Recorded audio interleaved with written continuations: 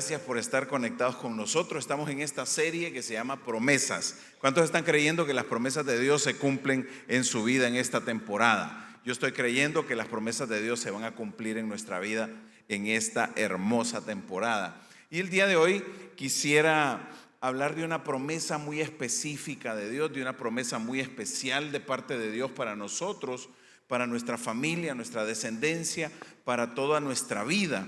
Y es que la promesa hay una promesa hermosa en la Biblia que es aquella promesa de que vamos a ser libres, vamos a tener libertad. Diga conmigo, libertad. Libertad, muy bien. El mundo trata de encadenarnos con cosas todo el tiempo. Quiere mantenernos caídos, quiere mantenernos tristes, quiere mantenernos deprimidos. El mundo tiene sus tácticas, Satanás tiene sus tácticas. Él hace todo lo posible para que no seamos libres, pero Jesús nos promete total y completa libertad. ¿Cuántos dicen sí y amén? Dios quiere que seamos libres del miedo, de la lujuria, de las adicciones, de todo pecado. Dios tiene una verdadera libertad para nosotros. Así que vamos a profetizar el día de hoy. Dígale a la persona que está al lado suyo: hoy se rompen cadenas en tu vida. Hoy se rompen cadenas en el nombre de Jesús. Dígale.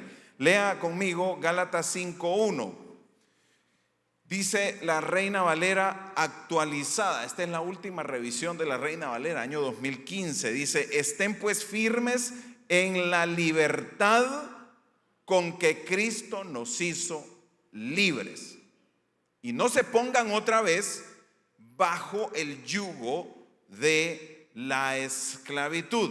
O sea, primer concepto, la libertad es lo contrario de esclavitud, o esclavitud es lo contrario de libertad. Y en este pasaje nos dice que tenemos que ser libres del yugo de la esclavitud. Entonces, esta idea de la libertad aparece en la Biblia de principio a fin. ¿Recuerdan cuando Jesús mismo fue a libertar a Sadrach, Mesach y Abednego del horno de fuego? Qué hermosa historia. Cuando el mismo ángel de Dios llegó a cerrarle la boca a leones para libertar a Daniel. ¿Y qué tal la historia? Una de las mayores historias de libertad de la Biblia, cuando Dios sacó a toda una nación de Egipto con milagros, plagas, portentos, haciendo proezas y proclamándoles una nueva vida libres. Diga conmigo: la libertad está a mi alcance, es para mí.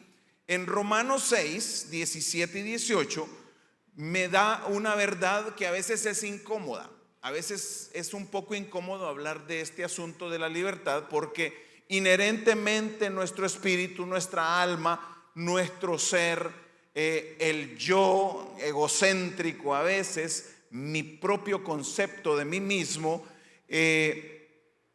cree que soy libre. Y sin embargo, necesitamos revisar si nuestra libertad es la misma que Cristo nos dio. Porque puede ser que nuestra libertad haya tenido desviaciones. Diga conmigo: es una libertad a medias quizá. Dice Romanos 6:17: antes ustedes eran esclavos del pecado, pero gracias a Dios que obedecieron de todo corazón la enseñanza que se les dio. Felicite al que está a su lado. Dígale: eso era antes, dígale. Ahora ustedes se han librado del pecado,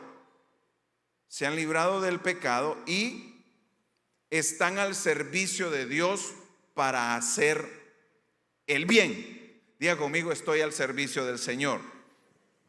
Y en Juan 8:36, esto solo como para ir introduciéndonos al tema, dice: así que si el Hijo te hizo libre, entonces eres verdaderamente libre. Esto me dice que la muerte, la sangre, el sacrificio de Cristo Jesús me trajo libertad.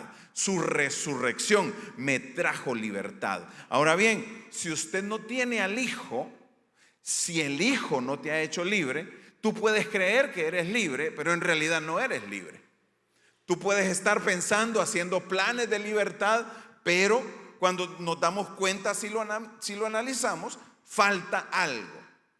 Y quiero aplicar una regla que se llama en hermenéutica la regla o la ley de la primera mención. Diga conmigo, la primera mención. Cuando tú quieres entender algo que Dios te quiere enseñar en la Biblia, un concepto, una doctrina que está en la Biblia, trata de buscar la primera vez que se mencionó para poder ver qué fue lo que Dios dijo desde el principio, desde lo más cercano al principio, y compararlo con otra cosa y decir, bueno, se está contradiciendo, ¿cómo está esta cuestión aquí? Entonces vamos a ver la primera vez que se habla de libertad en la Biblia. Y eso está en el libro de Génesis capítulo 2. Mire bien, del verso 15 al verso 17, esta es la historia de cuando Dios termina la creación, pone al hombre, obvio al hombre, cuando la Biblia dice pone al hombre, incluye la raza humana, quiere decir al hombre y la mujer, a Adán y a Eva, en el jardín, dice el verso 15. El Señor Dios puso al hombre en el jardín de Edén para que se ocupara de él y lo custodiara. Pero el Señor Dios le advirtió: puedes comer libremente del fruto de cualquier árbol del huerto. Verso 17, excepto del árbol del conocimiento del bien y del mal. Si comes de su fruto, sin duda morirás. Quiere decir que cuando Dios nos da este primer concepto de libertad, la primera vez que menciona la libertad en la Biblia, Dios dejó bien sencillo este concepto, bien fácil de entender. Usted puede verlo en el verso 16, dice, donde menciona el alcance de la libertad, dice, puedes comer libremente del fruto de cualquier árbol del huerto. O sea, en otras traducciones dice, puedes comer de todo árbol del huerto, de todo el huerto, lo que tú quieras puedes comer. Dígale al que está a su lado, lo que tú quieras. Es como el concepto de libertad de Dios en su primera mención es bien amplio. Hágale así, incomode al de al lado y hágale así. Mi libertad te puede incomodar, porque es amplia. La libertad de Dios es amplia, es generosa. Dios es generoso con nuestra libertad y nos da una amplia libertad. Dice la Nueva Biblia de las Américas, de todo árbol podrás comer. Entonces, veámoslo más profundamente. En el primer gobierno que existió, porque aquí no habían gobiernos humanos, el único gobierno era el gobierno de Dios. Entonces, en el primer gobierno que existió, la libertad era súper, dígale que está a su lado ahí, súper free. Teníamos una gran libertad. Entonces, Dios, que es generoso, nos dio una amplia libertad. Y cuando Él la menciona y la deja, su propósito es que nos beneficiemos de esa libertad. Dice, mira, disfruta de todo. Tienes todo lo que yo he puesto ahí. Ahora, hay varias cosas que tenemos que ver también en este versículo. Una de ellas es que la libertad implica responsabilidad. Diga conmigo, responsabilidad. Si usted ve en el verso 15, dice, el Señor Dios tomó al hombre y lo puso en el huerto. ¿Para qué? Ahí hay un propósito. Para que lo cultivara y lo cuidara. O sea, tenemos la libertad para disfrutar, pero también tenemos responsabilidad. Y esa responsabilidad es que debo ser productivo. Diga conmigo, productivo. Dios nos ha prometido que este va a ser un año de productividad. Yo no sé cuántos de ustedes lo pueden creer, pero yo estoy profetizando que vas a ser una persona productiva. Dios te va a hacer que des mucho fruto en todas las áreas de tu vida.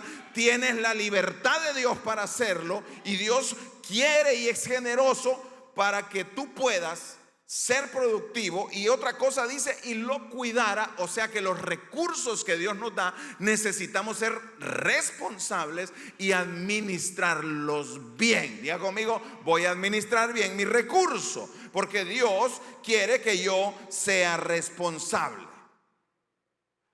La segunda cosa que puedo ver es que a pesar de que la libertad es, hágale conmigo, generosa, la libertad implica restricciones. Si no hay restricciones, si no hay alguna regla, la libertad pierde significado. Entonces no hay libertad, pero tiene que haber una regla. Dice ahí, de todo árbol puedes comer, pero del árbol que está en medio del huerto no comeréis, porque os matará.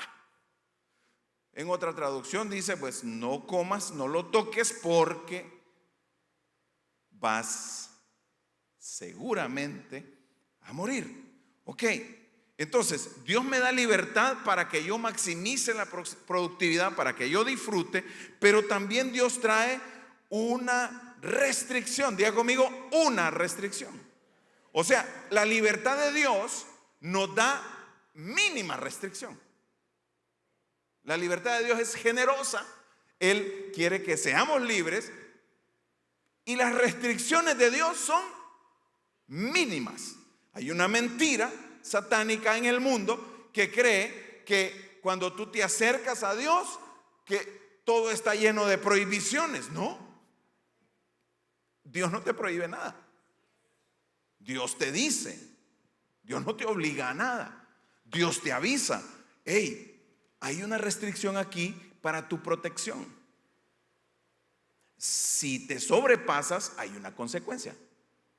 Entonces, hay restricciones, hay consecuencias, pero puedo ver que es necesario, para que la libertad exista, tener algún tipo de restricción, la cual, si viene de parte de Dios, va a ser mínima. Diga conmigo, mínima restricción. Ahora, usted ve las fronteras. Es un tema actual el asunto de la frontera, ¿verdad? Los gobiernos se supone que diseñaron sus fronteras para mantener y cuidar su libertad. Pero cuando las fronteras no están cuidadas, entonces puede que se pierda un poco la libertad para cierta gente. Los primeros que se dan cuenta son los que viven ahí mismo en la frontera. A ellos sí les afecta. Claro, usted si está a 1200, 1500 millas de ahí, dice usted, pero ¿y por qué? ¿Por qué se quejan tanto? Porque usted no vive ahí. Voltea al que está a su lado y dígale, ¿te gusta la libertad? Hay que cuidar la libertad. Entonces, el problema es que hoy en día mucha gente quiere liberarse del diseño original de Dios, quiere liberarse de la idea original que Dios nos dio para que funcionemos como humanos, como sociedad, y quieren salirse de las mínimas restricciones que había, y esto lo que trae es caos. ¿Sabe qué quiere decir cuando viene el caos? Los gobiernos salen de la libertad que Dios les dio y empiezan a poner más reglas, porque como generan caos con la nueva regla, dicen, sí, se salieron del diseño original, se salieron de lo que Dios les dijo que deberían haber hecho, que deberían haber cuidado, deberían haber sido productivos. Entonces los gobiernos pusieron otras reglas que ya son ideas de ¿quién? Ideas del hombre, ideas humanas. Y entonces, ¿qué pasa? Dios dice ahí, te doy máxima libertad, pero hay una regulación. No quiero que la incumplas, no, por tu propio bien. No toques el árbol de Google, porque dice la Biblia que ese era el árbol del conocimiento del bien y del mal. Entonces era un árbol Google. Ahí estaba lleno de información, estaba en medio del jardín, era imposible que lo vieras. Es como que te pusieran un arbolito en el centro de la casa, en la sala de la casa, o tu aplicación de reconocimiento facial en el teléfono. Imposible de saltársela, lo vas a estar viendo siempre. Y entonces la gente a veces me pregunta, Pero pastor, ¿y Dios por qué puso el árbol ahí en medio? ¿Por qué no lo pudo poner allá a la vueltecita de la esquina? ¿Por qué no lo pudo poner allá en el último rincón del huerto? Si había una montañita por ahí, detrás de la montaña, dentro de una cueva, ¿por qué lo puso en el centro mismo del jardín? Que imagínese usted con un árbol en el centro de su casa. ¿Quiere ir a la cocina? Ahí va a estar viendo el árbol. ¿Quiere ir para el baño? Ahí está el árbol otra vez. Para todo lo que usted vaya a hacer en su casa, imagíneselo, ahí estará el árbol en el centro. Tengo una idea, tengo una conclusión. A mí me parece que Dios puso el árbol en el centro para que nosotros, como su creación, estuviéramos siempre conscientes de que no somos nosotros los que gobernamos. Dígale al que está cerca de usted: tú no gobiernas. A veces te la crees, a veces haces tus propias reglas, a veces es lo que tú quieres, pero el que gobierna es Dios. ¿Cuántos le dan un aplauso a Dios por gobernarnos? O sea, Dios dice: no hay reglas, solo hay una. Y yo la puedo interpretar de esta manera: no vivas tu vida según tu propia razón, tu propio conocimiento. Vive tu vida por mi revelación. Dios le está diciendo al hombre: aquí está el centro del conocimiento, el Google Tree, el árbol de Google. Aquí está todo. Si quieres, saca la información de ahí, pero morirás. O recibe la información por revelación, recíbela de una relación conmigo y vivirás. Entonces, ¿de qué manera escogió el hombre? Entonces el hombre le fue un poco mal, como cuando usted hace las cosas a su manera. Levánteme la mano los que han hecho las cosas a su manera y le han ido mal. A ver si hay algún testimonio de aquí. Dios tiene regulaciones limitadas y nos deja de ejemplo en la Biblia el gobierno teocrático de Dios sobre su pueblo, sobre Israel. Cuando usted piensa en Israel, se va a acordar de los 10 mandamientos. Dice usted: 10 reglas. Mire, el otro día fuimos al abogado para un asunto de un hermano de la iglesia y lo meten a uno en una sala de conferencia, y en esta sala de conferencia pues tenía dos paredes de vidrio que uno podría ver a través del vidrio, pero también habían 2 paredes larguísimas que lo que tenían era un librero del piso al techo y estaba lleno de las leyes. Y había una pared solo para la ley de la Florida. Quizá habían 300, 400 libros. La ley de la Florida. Así estamos nosotros por no seguir las primeras 10. Mire a dónde hemos llegado. No digamos, ya si usted quiere consultar todas las leyes de todos los estados, y no digamos si usted quiere sumar todas las leyes de todos los países que no quisieron la mínima regulación, sino que quisieron inventar sus propias reglas. Y se complican porque como son humanas, tienen fallos, tienen huecos, tienen problemas.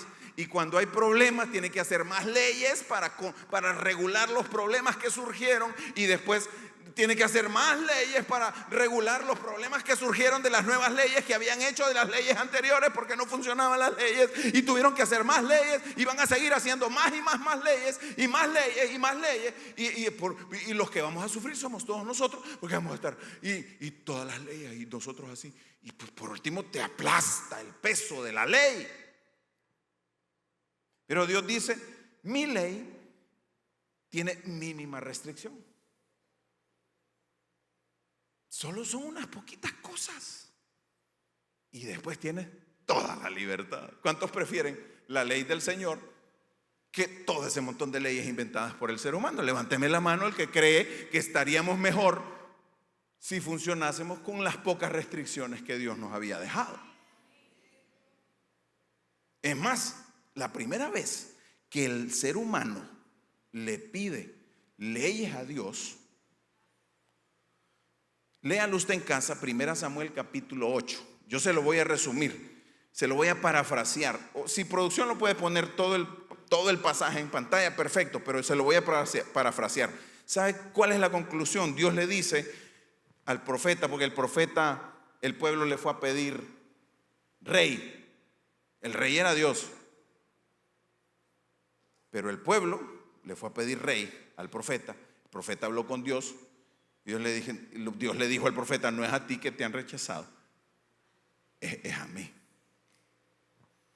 Entonces Dios termina concluyendo ahí: si me excluyes de tu gobierno, si me sacas del corazón de tus gobernantes, por mucho que le pongas In God We Trust, ¿verdad? Por mucho que tengas un montón de reglas, el gobierno se va a meter en tu familia, el gobierno va a querer controlar tus hijos, el gobierno te va a quitar tu dinero, te va a meter en guerra, va a mandar a tus hijos a guerras que no deberías haber peleado. El gobierno controlará a tus hijos, les va a querer decir qué deben pensar. El gobierno se va a meter a todo lo que él se pueda meter. ¿Por qué? Mire, Dios lo concluye en ese pasaje bíblico. ¿Sabe cómo lo concluye Dios? Tu problema es que convertiste a tu gobierno y a tus leyes humanas en tu Dios, y te olvidaste de quién es el verdadero Dios. Diga conmigo: por eso estamos como estamos. Dígale que está cerca de usted: y estamos como estamos. Ok, conclusiones. Dios dijo que no nos metamos con el árbol de la información, el Google Tree, me salió en inglés después, el árbol de Google. ¿Y por qué? Porque Dios no quiere que descubras verdades y conocimientos por tu cuenta. Él quiere que los descubras por revelación, a través de una relación con Él. Ahora, ¿qué es lo que Dios quiere que nosotros tengamos? Que tengamos máxima libertad. Diga conmigo: máxima libertad, mínimas restricciones. Eso es lo que Dios quiere: máxima libertad, mínimas restricciones. Ahora, cuando Dios nos deja todo esto y vemos la Biblia y nos saltamos al Nuevo Testamento y vemos lo que Jesús nos dice que una de las cosas que nos hace libres es la verdad. Dice la verdad. ¿Pero qué es la verdad?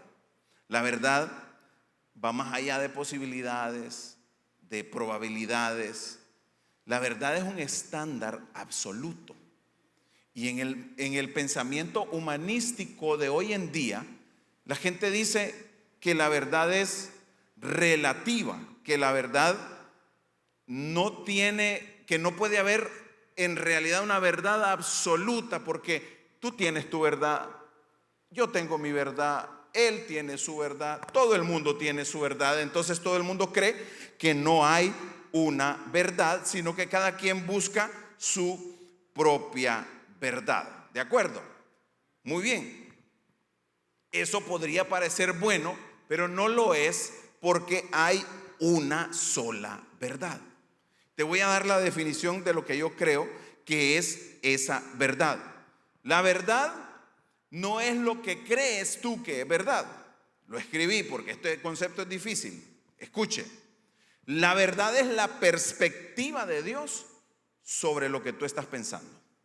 No es lo que tú crees de la verdad, no es lo que tú sientes de la verdad, porque hoy en día como la gente se siente cosas, entonces ya es su verdad. No, espérate, no es lo que tú sientes. La verdad no es lo que tú quieres. La verdad es lo que Dios dice que es verdad. Y entonces tú ajustas tu pensamiento, tu libertad, tus sentimientos, tu educación, tu conocimiento, tu voluntad a lo que Dios piensa. Diga conmigo: voy a comenzar a hacer ajustes aquí. Tóquese aquí la mente, diga: soy muy inteligente, yo soy capaz de comenzar a hacer ajustes. El problema es que si tú crees que hay muchas verdades, entonces no se sabe cuál es la verdad. Y si no se sabe cuál es la verdad, todo el mundo puede ser engañado. Es fácil de engañar a quien no sabe la verdad. Ve ahí el ejemplo de los billetes verdaderos y los billetes falsos. Le entrenan la gente a que conozca bien el billete verdadero, para que cuando lleguen los falsos, él sepa que son falsos porque conoce al verdadero. Ahora, si le ponen a la gente a enseñarle todos los falsos, siempre van a haber nuevos falsos. Diga conmigo: pastor, necesito hacer ajustes para mi verdad. Y violentar las reglas tiene consecuencias. Dice ahí: el día que comas de él, de ese árbol, morirás. Y vuelvo a repetir lo que dice Gálatas 5:1. Dios nos libertó para que vivamos en libertad, por lo tanto manténganse firmes y no se sometan nuevamente al yugo de la esclavitud. Diga conmigo: esclavitud. Ok, aquí quiero darle un ejemplo antes de que ministremos por un momento. Fíjese que en enero de 1863 se proclamó que la esclavitud, fíjese que yo comencé a realmente profundizar este asunto de la esclavitud hasta que pues sacamos con mi esposa nuestra licenciatura en teología, y siempre se sigue tocando el tema a nivel de máster. Y fíjese que cada vez aprendo más de este asunto de la esclavitud, porque nosotros en nuestros países no vivimos, al menos yo, al menos en Centroamérica, pues no hubo esclavitud. No sé en qué otros países de Latinoamérica, no creo que haya habido esclavitud, según la historia que conozco. Quizá hubo opresión de parte de los más beneficiados, de los más poderosos, de los más ricos, para ciertas culturas, y quizá hubo algunos genocidios en algunos países. Me doy cuenta, por ejemplo, en México o en Argentina, hubieron masivos asesinatos de razas completas, de culturas completas. Y mucha gente hoy en día se queja de cómo pues se hizo todo esto, pero le voy a decir algo: somos lo que somos a través de esa historia, por muy feicita que la tengamos. Y aquí en Estados Unidos, cuando ya uno vive acá y estudia acá y se prepara, y bueno, yo viví la mitad de mi vida fuera de Estados Unidos, la otra mitad la llevo viviendo acá. Tuve que aprender todo esto a nivel de estudios y me di cuenta de que el asunto de la esclavitud fue un problema. Fue un pecado capital, fue un pecado increíble que cometimos como nación por siglos. Siglos. Dice el libro de Éxodo 21:16: todo secuestrador será ejecutado, ya sea que encuentren a la víctima en su poder o que ya la haya vendido como esclavo. Imagínense, para Dios la esclavitud era pecado, y la pena era la muerte. Será ejecutado el que tome a otro como esclavo. Ahora, en Estados Unidos, en enero, diga conmigo, enero del 63, se proclamó que la esclavitud había sido abolida. Diga conmigo: no more slavery, no más esclavitud. Fue abolida en enero del 63. La mayor parte de los esclavos que se dieron cuenta agarraron sus maletitas y se fueron hacia los estados del norte. Y dijeron: aquí en el sur hay mucha gente que no le gusta que yo sea libre de hoy en adelante, yo me voy de aquí. Pero irse era arriesgado. En aquellos tiempos tenían que cruzar territorios desconocidos, hablar con gente desconocida. Era un gran riesgo realmente tomar la libertad. Diga conmigo: es un riesgo ser libre. Siempre es una aventura, un riesgo tomar nuestra libertad. Bueno, pues, ¿sabe qué? Me di cuenta en los libros de historia que un gran porcentaje, mucha gente dice que más de la mitad de aquellos que eran esclavos prefirieron quedarse esclavos, porque en ese tiempo habían lugares que se llamaban plantaciones donde ellos trabajaban, y dice que ya estaban acostumbrados, tan acostumbrados, toda su vida en la plantación. La plantación tenía sus dormitorios, sus camitas, era cómodo vivir en la plantación, era cómodo trabajar. El trabajo ya sabían que era lo que había que hacer, no tenían que aprender un nuevo trabajo, no tenían que pelear con nuevas circunstancias, no tenían que hacerse reingeniería, como dice, y muchos preferían seguir como esclavos. Así estamos hoy en día. A mucho creyente y mucha gente que se le ha dado el evangelio de libertad y está tan cómodo con la esclavitud del mundo, la esclavitud del pecado, la esclavitud de todo lo que hemos estado acostumbrados toda nuestra vida, que no quieren luchar, pelear y arrebatar su libertad y tomar su verdadera libertad. Porque Dios tiene una libertad verdadera, no es la que tú crees, no es la que nos dan el concepto en la escuela, no, la libertad. Ahora, aquí hubo un caso que todavía lo celebran en los estados del sur principalmente, y en algunos lugares dan hasta feriados, se llama Juneteenth. Diga conmigo, Juneteenth.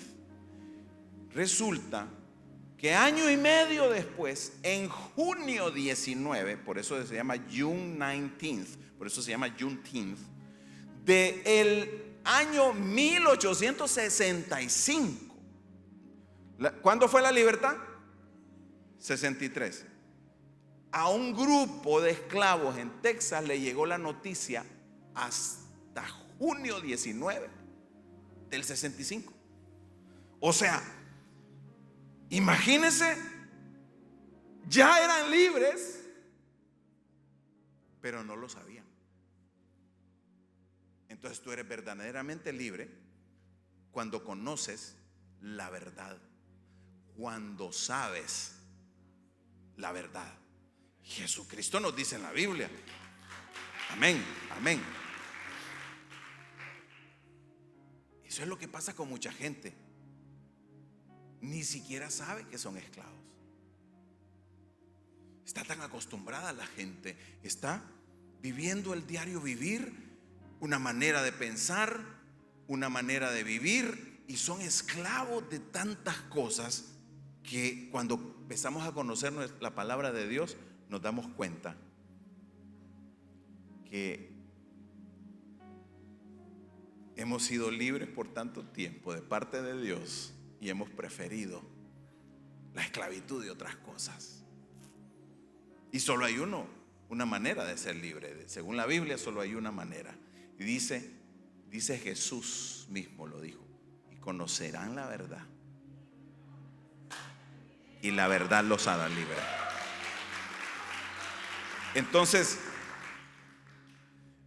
la única manera de ser libre es por medio de la verdad, ¿cierto? Pero la verdad que sabes, la verdad que te llegó, la verdad que entendiste, la verdad que Dios te da. Y Dios te dice: hey, vas a seguir esclavo de todas esas cosas, esclava del pecado, o quieres mi verdad. Yo te doy máxima libertad, mínima regulación. Gálatas 5:13 nos dice: ustedes, mis hermanos, han sido llamados a vivir en libertad, pero no usen esa libertad para satisfacer los deseos de su naturaleza pecaminosa. Al contrario, usen la libertad. O sea, la libertad se supone que la uses para servir unos a otros por amor. Quiero que le demos un aplauso a todos los servidores que voluntariamente se han hecho siervos nuestros para servirnos cada domingo, para servirnos cada servicio, para servirnos durante todo lo que sucede durante la semana. Juan 8:34 lo dice claro: les aseguro que todo el que peca es esclavo del pecado. Sabes que, Y más adelante está el 8:36 que dice: así que si el Hijo los hace libres, ustedes son verdaderamente libres. Póngase de pie. Le voy a decir algo. No hay peor ciego, dice un dicho popular, que el que no quiere ver. No hay persona más difícil de libertar en este planeta que la que no quiere reconocer que ha sido esclavo. Porque nos creemos tan libres en esta sociedad, nos creemos tan, y el gobierno cada vez nos aplasta y nos aplasta y nos aplasta más, porque es idea nuestra. Ahí algunos se dejaron dirigir por Dios al principio. La cosa más limpia que tenemos es la Constitución. Después todo lo que le han agregado, amado, son ideas seculares, humanas. Y cada vez tienen que hacer más leyes y más leyes y más leyes y más leyes. Creen que la solución es más leyes. No, la solución es la libertad en Cristo Jesús.